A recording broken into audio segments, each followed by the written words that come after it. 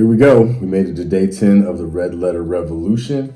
We're in the double digits now, and we're going to go back seemingly to the Beatitudes, but this time we're going to be looking at the Beatitudes from Luke, which is a little bit different than the Beatitudes from Matthew that we looked at earlier in Matthew 5. So I'm going to get into the reading, and then we'll talk a little bit about the differences, and then we'll go from there. So Beatitudes coming from Luke 6:20-38. All right, so then Jesus, he lifted up his eyes toward his disciples and said, "Blessed are you poor, for yours is the kingdom of God. Blessed are you who hunger now, for you shall be filled. Blessed are you who weep now, for you shall laugh. Blessed are you when humans hate you, and when they exclude you, and revile you, and cast out your name as evil for the Son of Man's sake. Rejoice in that day and leap for joy, for indeed your reward is great in heaven. For in like manner their fathers did to the prophets. But woe to you who are rich, for you have received your consolation. Woe to you who are full, for you shall hunger. Woe to you who laugh now, for you shall mourn and weep. Woe to you when all men speak well of you, for so did their fathers to the false prophets. But I say to you who hear, love your enemies, do good to those who hate you, bless those who curse you, and pray for those who spitefully use you. To the one who strikes you on the one cheek, offer the other also. And from him or her who takes away your cloak, do not withhold your tunic either. Give to everyone who asks of you, and from him or her who takes away your goods, do not ask them back. And just as you want people to do to you, you also do to them likewise. But if you love those who love you, what credit is that to you? For even sinners love those who love them. And if you do good to those who do good to you, what credit is that to you? For even sinners do the same. And if you lend to those from whom you hope to receive back, what credit is that to you? For even sinners lend to sinners to receive as much back. But love your enemies, do good, and lend, hoping for nothing in return, and your reward will be great, and you will be children of the Most High. For God is kind to the unthankful and evil.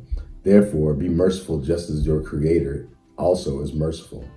Judge not, and you shall not be judged. Condemn not, and you shall not be condemned. Forgive, and you will be forgiven. Give, and it will be given to you. Good measure, pressed down, shaken together, and running over, will be put into your bosom. For with the same measure that you use, it will be measured back to you." Woo! So, if you notice, one of the things about this Beatitudes version versus the other one is that there's this juxtaposition. It's kind of saying, well, blessed are these folks, but woe to these other folks. And so Jesus is kind of comparing them and saying, like, okay, blessed are these folks, woe to these folks. And then what's trippy is when you hear that, it's real easy to say, okay, well, these people are good and these people are bad, because we operate in that kind of false dichotomy. And I don't think that Jesus is trying to say that in particular, because we also know that Jesus did hang out with some wealthy people as well as some poor people. But I think what he, this is me thinking about it from my own perspective, I'll just be honest and say it. But what it seems like is that Jesus is just trying to show people the way of the kingdom mindset. And then when people operate in this earthly mindset where we do play winner and loser and all these other things, he's trying to get his hearers, the listeners, to see that the way that Christ teaches, or that the way God's kingdom is not the way that the world has it set up. And that if the world thinks that somebody is low, then God's going to lift them high. And if the world thinks somebody's high, God's going to bring them low. But then all it does is it balances out and brings them to the same place. So if somebody thinks they're up here, God brings them here. If they think they're down here, God brings them here, so that we can get eye to eye and see each other as one, as community, as all equal among one another. And so I think he just kind of plays around with the paradigms that we are living in to invite us into different ways of relating that we miss when we look at the world's kind of like the way things appear in the world. And so he also kind of lets people see like, hey, the way people treated the prophets or the people who told the truth before, the people who were telling the truth, they put them down, and the people who were talking that sweet talk, they lifted them up. And it's like, don't be like that. I think that's pretty self-explanatory at this point. And then he goes into saying, basically, don't, you haven't heard that if you wrestle with pigs, you get muddy. I think he's trying to say to folks, like, don't get into this mess with folks. Just like forgive them, let it go, move forward. And anytime you've ever gotten triggered by somebody who, says something that just gets on your last nerve and you just can't take anymore, you end up feeling bad. And if you could ignore them or let it go, you would feel a lot better. And if you are operating from that mindset where nothing can be taken away from you, if you're living from that God mindset, then a lot of times when people say things to you, they're just harming themselves.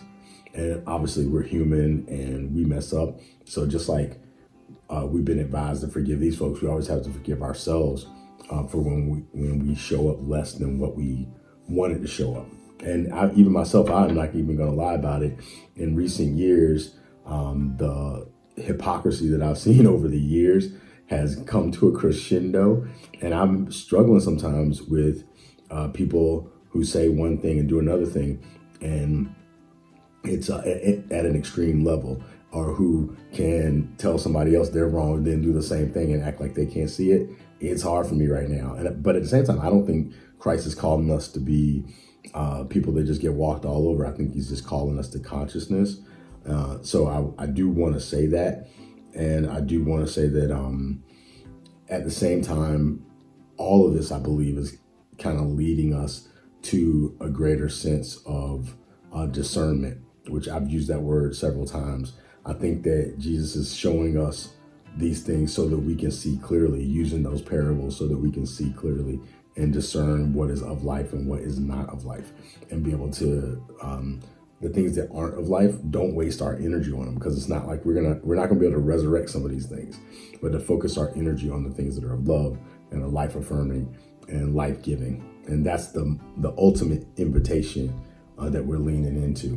And so with this version of the Beatitudes, where it's showing us the blessings and the woes, I think it's just important to not only look at that in our encounters with other people, but also to look within ourselves, understanding that sometimes, to me, a lot of this goes to consciousness. And so sometimes the thoughts that we have are thoughts that add blessings, and there's other thoughts that are, stay away from that. And I think that's also a part of this mix, as well as how we relate to others. How do we relate to people who may give us some challenges? So good luck with all of this. It's a lot, but I think that it's worth it. I think that we're living in a time where many of us are going to have to try our best to live into these teachings. And when we fail, we're just going to get up and try again and allow the life-giving Spirit of Christ to show up in our lives so that we can show up in the world as Christ showed up. So blessings on your journey. Thanks for doing this for another day. We got about 14 more days to go. Looking forward to seeing what we learn together. Thanks.